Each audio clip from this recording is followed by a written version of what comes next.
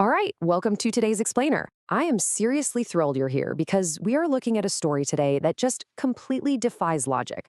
I mean, imagine spending 5 long years of your life making a movie, only for it to go incredibly, unprecedentedly viral, specifically because of how terrible it is.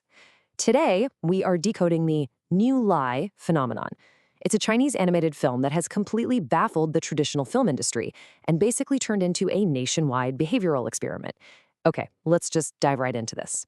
Just listen to this social media quote for a second because it perfectly captures the bizarre, totally counterintuitive appeal of this movie. New Lai didn't win audiences over with a gripping narrative or, stunning visuals. It won them over with sheer morbid curiosity. The internet essentially dared itself to watch it. It became this weird badge of honor, a cultural moment where the sheer awfulness of the film was the actual attraction. And as we're about to see, this massive wave of ironic viewing translated into some very real and very shocking numbers. So let's jump into section 1, the worst box office hit. I mean, look at the sheer velocity of this number, over 11.4 million yuan. But here's the critical context you need to know. In its first 10 days of release, this movie made a measly 7,705 yuan. For reference, that's a little over $1,000 US. It had single-digit daily viewer counts. It was literally dead on arrival. And then the internet got a hold of it. Driven by viral memes and word-of-mouth warnings about its absolute lack of quality, the box office exploded by over 1,000 times. The absurdity here is just stark.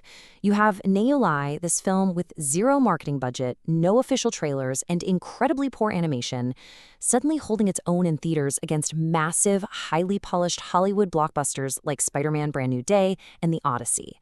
It was David versus Goliath, except David showed up with a broken slingshot and somehow still managed to draw a massive crowd. Moving on to section 2. What actually is Niu Lai? Before we get into the deep psychology of why people actually bought tickets, we kind of need to understand the anatomy of this disaster. The movie itself is an 86-minute, highly confusing dream sequence about a young cow navigating this disjointed world. But what makes it truly unique is that it was created entirely by a mother-son duo, Sun Lefang and Xin Yumeng. They spent 5 years manually producing this. The son handled directing, producing, and voice acting, while his mom wrote the script and sang the theme song. Because it was essentially a two-person, at-home passion project, the 3D modeling is incredibly clunky, the animation physically stutters, and the dialogue makes almost no logical sense. It honestly looks like a beginner's software tutorial gone totally wrong. But here is where the internet totally flipped the script. Netizens started ironically praising the film as the antidote to AI slop. Think about it. In an era where our social media feeds are just flooded with highly polished but completely soulless AI-generated content, viewers found a strange comfort in Niu Lai. They shared clips pointing out the stuttering animation as undeniable proof that it was handcrafted. Basically, it was so bad it had to be human. It became this bizarre celebration of human imperfection.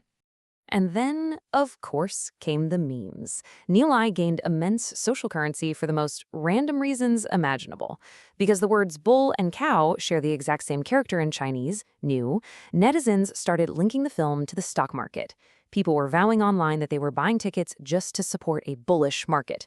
They said, sure, it's a terrible movie, but it has a great, lucky name.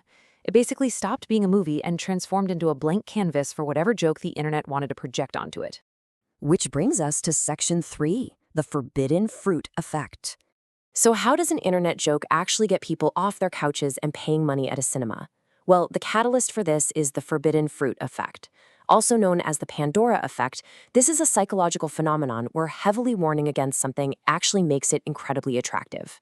The internet was just flooded with videos of people saying things like, "I couldn't last 5 minutes," or "This is the worst movie of the year, and whatever you do, do not watch this." Well, as you can probably guess, telling the internet not to look is a surefire way to make absolutely everyone look. The terrible reviews essentially functioned as the ultimate marketing campaign. To really get why this works, we can look at Jack Brem's 1966 reactance theory, which unfolds in 4 quick steps. First, we feel we have the freedom to choose what movies we watch, right? Second, overwhelming online warnings act as a threat to that freedom. Society is essentially telling you what you can and cannot handle. Third, this triggers psychological reactance, a sort of rebellious anger that someone else is making the decision for you. And finally, you restore your freedom by doing exactly what you were warned against. You buy the ticket just to prove you can and to judge the disaster for yourself. Okay, section 4, scarcity and meme culture. Now, the forbidden fruit effect definitely got people curious, but it was another psychological trigger that actually forced them into theaters right then and there. A classic 1975 psychology experiment about scarcity perfectly explains this behavior. Researchers gave people cookies from 2 jars. One jar had 10 cookies, the other had only 2. The cookies were identical, but people consistently rated the cookies from the scarce jar as more valuable and tastier. We are just hardwired to value things that are in short supply. And entirely by accident, the release of Niu Lai weaponized this exact principle of artificial scarcity to drive audiences to theaters. We can actually map out exactly how this scarcity played out rapidly on a timeline. After a super quiet release on August 5th, the viral memes started building up. But the real catalyst hit in mid-August when rumors began circulating online that theaters in the city of Dalian were being forced to pull the film to save the city's image. This created immense fear of missing out, or FOMO. People thought, if I don't see this right now, it might be gone forever. The perceived scarcity of the screenings basically poured gasoline on the psychological fire, leading to that massive box office explosion in late August. What's genuinely wild to me is how grassroots this whole thing was. There were 0 official promotional materials, literally none. When cinemas requested digital assets from the distributor to promote it, they received empty media folders. It was completely unprecedented. Because they had no posters, theater staff literally started drawing their own posters by hand with markers just to direct the massive crowds. And those crowds were huge.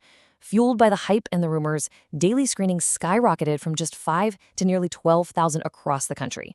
Section 5, the industry backlash. Because while the internet was basically having a massive carnival, the traditional film industry was watching in absolute horror. This phenomenon caused profound despair among professional creators. This quote right here is from Kui Jing Xuan, a director whose own film was in theaters at the exact same time. He watched his hard work get entirely eclipsed by a poorly made meme. For professionals who spend years agonizing over framing, lighting, and narrative, Niu Lai's success felt like a massive slap in the face.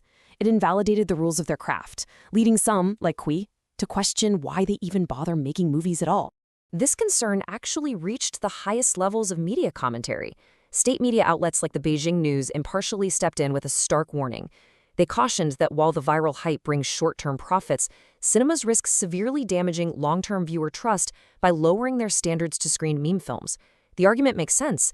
If the audience pays for a premium theatrical experience and gets an unfinished internet joke, they might eventually just stop going to the cinema altogether. The theater is not meant to be a behavioral experiment. But get this. Despite the state media warnings and the industry's existential crisis, the creators of Niu Lai remain completely unfazed. The director is stubbornly moving forward. A sequel, titled Yang Gao, which translates to High Sheep, is already in production. And sticking to his guns, he's using the exact same independent family workshop method, utterly refusing outside investment. He plans to make it his way, completely ignoring all the industry noise. Which brings us to the core tension of this entire phenomenon. Does internet meme culture democratize art, allowing independent, unconventional voices to break through the massive corporate noise? Or does it just encourage a race to the bottom, where quality is replaced by sheer absurdity and viral marketing? What we've seen today is that human psychology, our curiosity, our rebelliousness, our fear of missing out, can completely override objective quality. Niu Lai might be a terrible movie, but it was a masterful, if accidental, lesson in modern attention economics. Thanks for joining me on this explainer, and I will catch you on the next one.